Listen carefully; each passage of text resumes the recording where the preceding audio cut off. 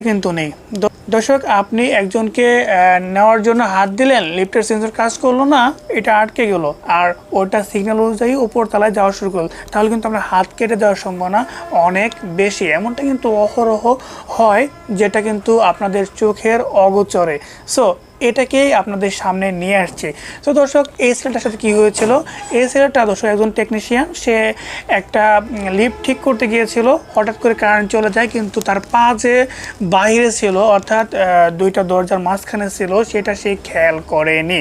So এমতো অবস্থায় হঠাৎ করে কিন্তু কারেন্টটা চলে আসে। দর্শক, দুইটা দরজা অটোমেটিক্যালি আটকে যায়। তার কপাল ভালো যে উপর থেকে কেউ সিগন্যাল দেয়নি। দর্শক, সিগন্যাল যদি দেওয়া হতো তাহলে কিন্তু তার পাশ ছিঁড়ে চলে যেত।